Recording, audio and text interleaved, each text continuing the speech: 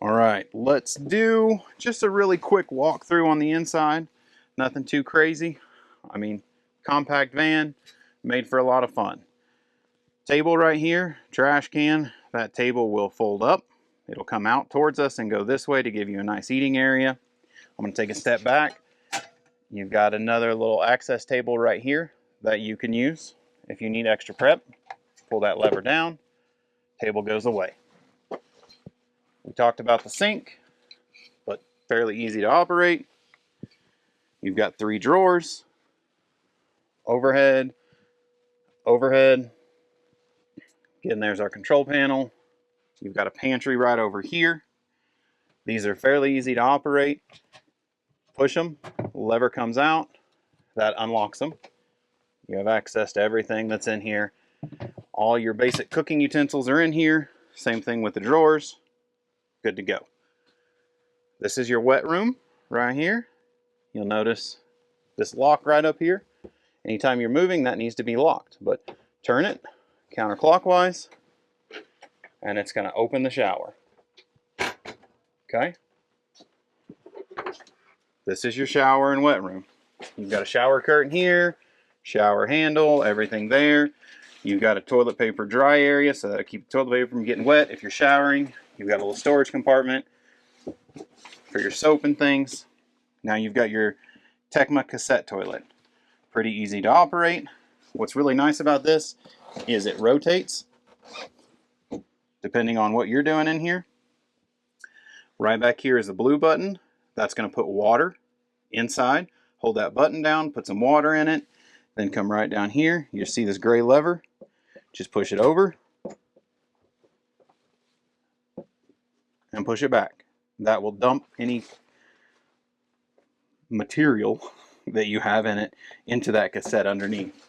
And then we're going to come right back here, and you're going to notice a level right there. Green is empty, and it goes red as it starts to fill up.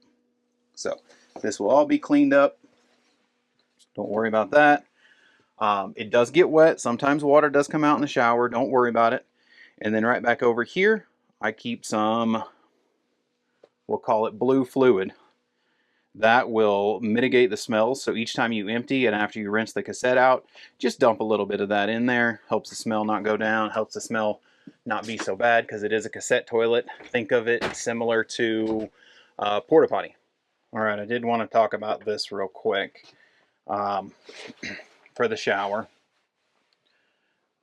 here's your shower curtain. It can sometimes come loose while traveling. It's just a tension rod. Loosen, tighten it up.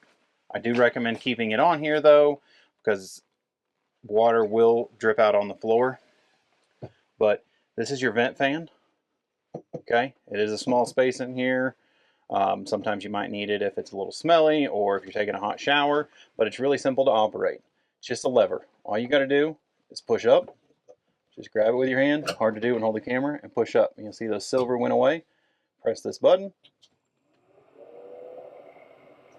Pull out steam. Smells nice to have.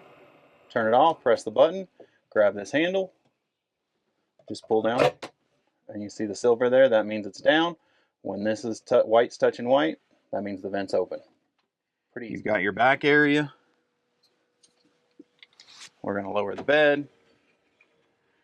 Note those cushions right there that are over the rest. You see the gap there. When you come down, closes those in. So you've got a nice good sleeping area back here, and then you've got some USB ports. You've got light switches for your lights back here, and then you've got the awning, or sorry, the screen that you can zip down if you want to sleep with the windows open. And then we'll flip up here. Air conditioner. Sorry about that. Air conditioner. Pretty simple. Cool, heat, fan, cool, high cool, low cool. Pretty self-explanatory. But this is what it looks like when the bed's down. You'll notice another toggle switch right here. This is the pump that operates the only sink that's in the coach. All right, so you lift this glass up. You're going to lift up here. All right, and then you've got water. You turn your water on. Flip this out, water will come on. This will not drain automatically. The pump has to be on for the sink to drain. So once you're ready to drain, you just hit this switch. It's going to drain all the water into the gray tank. Key thing to note about this sink, note where the position is. If you're standing in front of the sink, the lever needs to be in and to the left before you put this down and you put this down. If it's not, if you leave that up or the other direction, what will happen is you will fill this sink up when you close this lid. And then it will overflow and make a giant mess. It's not any fun. So make sure when you're putting the sink away, lever is to the left and pushed in. Easy peasy. Pretty easy induction cooktop. The inverter must be on, but you can cook when the inverter's on using the induction cooktop. You'll have a couple pots and pans right in here, one pot, one pan, to make that super simple, but done deal. Driver's area. Pretty much just like a car. We'll go through a few things in that here in a minute, but nothing crazy to look at. And then we're going to come right back up here. And then right in here, you've got some shades. You can use that for storage as well, but you've got window shades here and you've got solar shades here. These are heavy duty, so they magnetize to the frame. Pretty easy. Driver side, passenger side. They label on them how to hook them up. And then you've got some simple UV blockers here if you want to use those instead. So we keep both those in there so you can use either one. But that is simple walkthrough, fire extinguisher, if you need it. But shades are pretty simple to operate. Right now you're on sunshade. You can go full window by lifting up, or if you want blackout, all the shades operate the same way. So let's talk about the fridge. I normally keep the fridge off when it's in storage because there's no reason to cool nothing and waste battery. So the fridge has a lock on it. You'll notice right here. It's a lock, keeps it from coming open. Little silver lock right here on the edge. Just slide it over. And when you want to open it, just lift up on this lever. All right. And top shelf, right under the freezer, all the way back, if you're standing at the fridge, on the left side is a knob. Turn that to whatever cool setting you want to keep your drinks and your food at whatever temperature you want.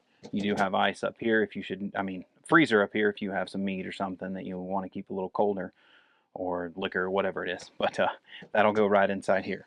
Big thing is make sure the door's locked when you're traveling down the road, when you're in motion. Otherwise, food jostles around in there, then you end up with food all over the floor because it will kick the door open. All right, so we have completely walked through the unit, inside, outside, engine things, four-wheel drive, def, diesel location, turning chairs, bench into bed, table operation, shower operation. Pretty simple.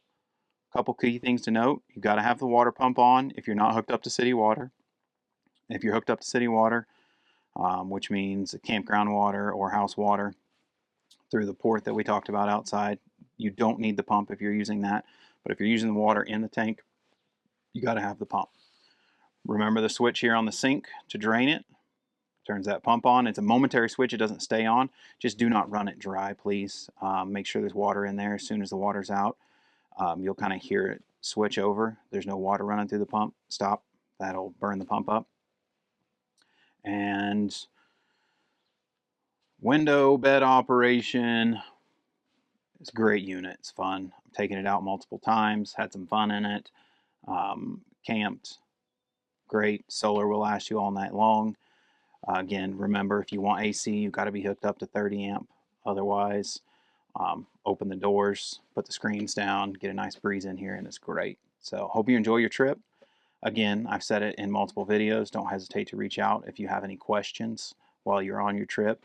Pictures and videos help me if you're asking about something.